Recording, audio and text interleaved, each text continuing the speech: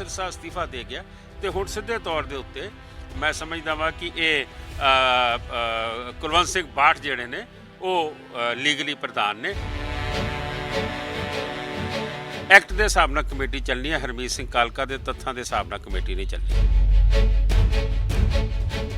Committee ਜਿਹੜੀ ਹੈ ਉਹ ਬਗੈਰ ਪ੍ਰਧਾਨ ਤੋਂ ਤੇ ਚੱਲ ਹੀ ਨਹੀਂ ਸਕਦੀ, 1 ਮਿੰਟ ਨਹੀਂ ਚੱਲ ਸਕਦੀ। ਹੈੱਡ ਆਫ ਸਟੇਟ ਤੋਂ, ਹੈੱਡ ਆਫ ਇੰਸਟੀਟਿਊਸ਼ਨ ਤੋਂ ਬਗੈਰ ਕਿਵੇਂ ਚੱਲ ਸਕਦੀ ਹੈ? ਇਸ ਲਈ ਐਕਟ ਨੇ ਪ੍ਰੋਵੀਜ਼ਨ ਦਿੱਤੀ ਹੋਈ ਹੈ ਕਿ ਨੈਕਸਟ ਸੀਨੀਅਰ ਵਾਈਸ ਪ੍ਰੈਜ਼ੀਡੈਂਟ ਉਹ ਨਹੀਂ ਹੈਗਾ ਤੇ ਜੂਨੀਅਰ ਵਾਈਸ ਪ੍ਰੈਜ਼ੀਡੈਂਟ ਉਹਦਾ ਪ੍ਰਧਾਨ ਹੋਏਗਾ। कि मनजिंदर सिंह सिरसा साइन करी जाएंगे, हरमीत कालका कमेटी चलाई जाएंगे, इस्तीफा किसने दिया? लेकिन उसके ऊपर FIR भी हुई है, चोरी उसके ऊपर साबित होने को थी, वो अंदर जाने को थे, इसलिए वो वहां पे गए हैं। किसानों को भी धोखा दिया, पंथ को भी धोखा दिया, गुरु ग्रंथ को भी धोखा दिया, संगत को भी धोखा दिया, कमेटी को, स्टाफ को, अपने मेंबरों को धोखा दिया। आप देख रहे हैं Navodaya Times Punjab Kesari TV. Delhi Sikh Gurdwara management committee के अध्यक्ष मनजिंदर सिंह सिरसा ने प्रधानगी से अपना इस्तीफा दे दिया है।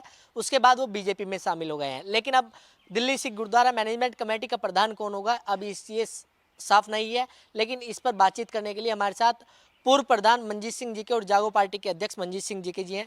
जी के साहब, कैसे देख रहे हो अभी कमेटी के जो प्रधान थे मनजिंदर सिंह सिरसा, उन्होंने इस्तीफा दे दिया है, अब प्रधान कौन होगा, लीगल क्या है? जो दिल्ली सिख गुरुद्वारा एक्ट 1971 है वो बड़ा क्लीयर डिफाइन करता है कि भाई जदों प्रधान चले जाए तो सीनियर वाइस प्रेजिडेंट चार्ज लेता है, और जो सीनियर वाइस प्रेजिडेंट ना होवे तो फिर वाइस प्रेजिडेंट लेंदा है। वाइस प्रेजिडेंट जिहड़ा कुलवंत सिंह बाठ है, बीबी रंजीत कौर जिहड़ी सीनियर वाइस प्रेजिडेंट सी उसनूं कोर्ट ने उहदी मैंबरी खारिज करती सी। मनजिंदर सिरसा इस्तीफा दे गया तो हुण सिद्धे तौर के उत्ते मैं समझदा वां कि ये कुलवंत सिंह बाठ जिहड़े ने ਉਹ ਲੀਗਲੀ ਪ੍ਰਧਾਨ ਨੇ, ਐਕਟ ਡਿਫਾਈਨ ਕਰਦਾ ਹੈ। ਮੈਂ ਅੱਜ ਪ੍ਰੈਸ ਕਾਨਫਰੰਸ ਸੁਣ ਰਿਹਾ ਸੀਗਾ ਹਰਮੀਤ ਸਿੰਘ ਕਾਲਕਾ ਹੋਰਾਂ ਦੀ, ਜੋ ਤੱਥ ਦੇ ਰਹੇ ਨੇ ਉਹ ਤੱਥ ਜਿਹੜੇ ਨੇ ਐਕਟ ਦੇ ਹਿਸਾਬ ਨਾਲ ਕਮੇਟੀ ਚੱਲਣੀ ਹੈ, ਹਰਮੀਤ ਸਿੰਘ ਕਾਲਕਾ ਦੇ ਤੱਥਾਂ ਦੇ ਹਿਸਾਬ ਨਾਲ ਕਮੇਟੀ नहीं ਚੱਲਣੀ। लेकिन इस्तीफा देने के बाद उसकी मंजूरी कौन करता है? सरकार करती है, डायरेक्टर गुरुद्वारा करता है, या जो जनरल इजलास होता है, मतलब जो एक बैठक होती है उसके द्वारा होता है? ਇਹ ਜਦੋਂ ਕੋਈ ਇਸਤੀਫਾ ਦੇ ਦੇਵੇ ਉਦੋਂ ਐਗਜ਼ੈਕਟਿਵ 'ਚ ਪਾਸ ਕੀਤਾ ਜਾਂਦਾ, ਐਗਜ਼ੈਕਟਿਵ ਪਾਸ ਕਰਨ ਤੋਂ ਬਾਅਦ ਜਨਰਲ ਹਾਊਸ ਵੀ ਉਸ ਨੂੰ ਪਾਸ ਕਰ ਸਕਦਾ। ਲੇਕਿਨ ਜਦੋਂ ਆਪਣੀ ਜ਼ਿੰਮੇਵਾਰੀ ਤੋਂ ਇਸਤੀਫਾ ਦੇ ਗਿਆ, ਉਹ ਪ੍ਰੋਸੈਸ ਜਦੋਂ ਮਰਜ਼ੀ ਹੁੰਦਾ ਰਹੇ। ਇਹਦਾ ਮਤਲਬ ਕਮੇਟੀ ਜਿਹੜੀ ਹੈ ਉਹ ਬਗੈਰ ਪ੍ਰਧਾਨ ਤੋਂ ਤੇ ਚੱਲ ਹੀ ਨਹੀਂ ਸਕਦੀ, 1 ਮਿੰਟ ਨਹੀਂ ਚੱਲ ਸਕਦੀ। ਹੈੱਡ ਆਫ ਸਟੇਟ ਤੋਂ, ਹੈੱਡ ਆਫ ਇੰਸਟੀਟਿਊਸ਼ਨ ਤੋਂ ਬਗੈਰ ਕਿਵੇਂ ਚੱਲ ਸਕਦੀ ਹੈ? ਇਸ ਲਈ ਐਕਟ ਨੇ ਪ੍ਰੋਵੀਜ਼ਨ ਦਿੱਤੀ ਹੋਈ ਹੈ ਕਿ ਨੈਕਸਟ ਸੀਨੀਅਰ ਵਾਈਸ ਪ੍ਰੈਜ਼ੀਡੈਂਟ ਉਹ ਨਹੀਂ ਹੈਗਾ ਤੇ ਜੂਨੀਅਰ ਵਾਈਸ ਪ੍ਰੈਜ਼ੀਡੈਂਟ ਉਹਦਾ प्रधान होएगा। क्या जो जनरल हाउस है उसको बुलाना जरूरी होता है इस्तीफा मंजूर करने के लिए? हाँ, इसको बुलाना ज़रूरी हो, इन्हू बुलाना ज़रूरी होंदा है जनरल हाउस नू कि ਉਹਦੇ 'ਚ ਉਹਦਾ ਐਕਸੈਪਟ ਕਰ ਦਿਓ, ਕਿਉਂਕਿ ਤੁਸੀਂ ਐਗਜ਼ੈਕਟਿਵ ਵੀ ਕਰ ਸਕਦੇ ਹੋ, लेकिन जनरल हाउस सब तो पावरफुल होंदा, ਉਹਦੇ बाਅਦ ये काम ख़त्म हो जाता है। लेकिन ये बताइए, अब हमारे दर्शक ये भी जानना चाहते हैं कि अब जिस तरीके से सारी गतिविधियाँ चल रही हैं, मैं अभी थोड़ी देर पहले हमने जो मौजूदा महासचिव हैं और शिरोमणि अकाली दल बादल दिल्ली इकाई के अध्यक्ष भी हैं हरमीत सिंह कालका, उनसे बात की है, तो वो कह रहे हैं कि जो महासचिव जनरल जो महासचिव की भूमिका वो निभाने वाले हैं, और अगर कहीं ना कहीं ज़रूरत पड़ेगी तो मनजिंदर सिंह सिरसा साइंस उनके चल सकते हैं। तो यही तो मैं कह रहा हूँ कि सब मिली भगत है कि मनजिंदर सिंह सिरसा साइन करी जाएंगे, हरमीत कालका कमेटी चलाई जाएंगे, इस्तीफ़ा किसने दिया? मैं समझता हूँ कि ये सारा कुछ जो है एक बहुत बड़ा एक नाटक रचा जा रहा है, नाटक खेला जा रहा है, ये उसका नतीजा है।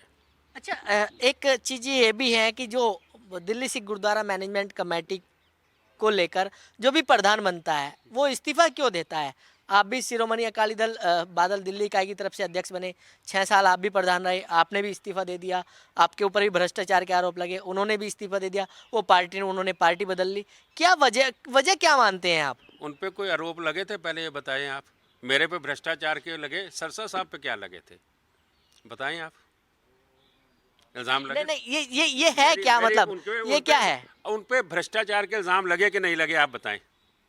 वो जिस तरीके से अभी आपकी तरफ से कई सारी जो गतिविधियां हुई, सिरसा साहब पे FIR हुई ना, ये बात क्यों नहीं बोलते आप? मेरे पे भ्रष्टाचार के आरोप लगे, मैंने छोड़ दिए, आप सिरसा साहब के ऊपर नहीं बोलते कि उस पर एफआईआर हुई है, लेकिन उसके ऊपर एफआईआर भी हुई है, चोरी उसके ऊपर साबित होने को थी, वो अंदर जाने को थे, इसलिए वो वहाँ पे गए हैं। मनजीत सिंह ने अपनी ज़मीर की आवाज़ सुन के इस्तीफ़ा दिया था। सरसा साहब ने तो तब इस्तीफ़ा दिया जब उसको समझ आ गया कि मेरा अगला प्रधान बनने का मैं काबिल नहीं हूँ, मैं छलांग मार के कहीं और चले जाऊँ, बीजेपी का लड़ पकड़ के मैं अपनी राजनीति को फिर खड़ा कर लूँ।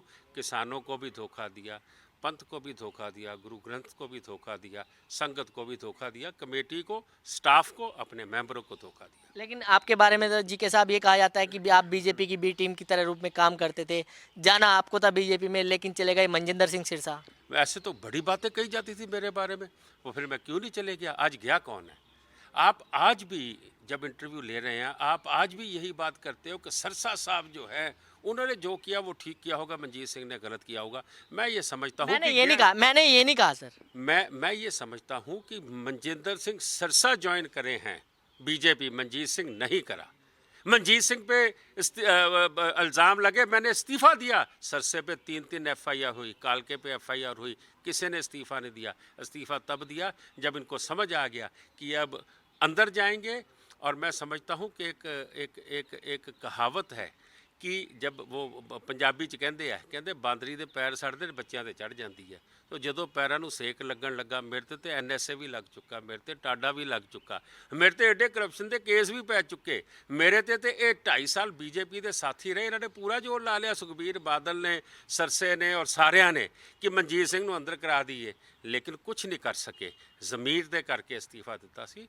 इन्होंने इस्तीफ़ा दिता अपनी जान छुड़ाने वास्ते और अगली उड़ान दे विच बहन वास्ते। लेकिन सर सिखों के बड़े नेता कहे जाते थे मनजिंदर सिंह सिरसा है, मतलब अभी भी उन्होंने कहा है कि जो बहुत सारे मुद्दे हैं सिखों के वो अब हल कराने की कोशिश करेंगे।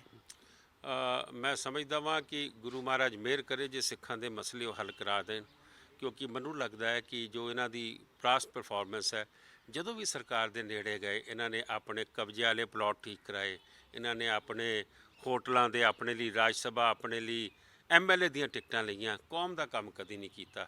ਜੇ ਸਰਸਾ ਸਾਹਿਬ ਹੁਣ ਕਹਿ ਰਹੇ ਨੇ, ਹੋ ਸਕਦਾ ਕਿਤੇ ਉਹਨਾਂ ਨੂੰ ਮੱਤ ਆਈ ਹੋਵੇ ਤੇ ਜ਼ਰੂਰ ਇਹ ਕੰਮ ਕਰਾਉਣ। अच्छा सर, आज जिस तरीके से श्री अकाल तख्त साहिब के जत्थेदार का बयान सामने आया, उन्होंने कहा है कि वो दिल्ली के सिख इसके पीछे जिम्मेदार हैं, और साथ ही साथ उन्होंने कहा है कि मनजिंदर सिंह सिरसा के सामने दो ही विकल्प थे, एक तो या तो बीजेपी में शामिल हो जाए या फिर जेल में चले जाएं, लेकिन वो बीजेपी में शामिल हो गए हैं। क्या कहेंगे इसके बारे में? इस हालात में तो मैं भी था, मेरे पे भी FIR हुई थी, मैं क्यों नहीं बीजेपी में गया? मैं समझता हूँ कि जत्थेदार साहब का ये बयान गलत है।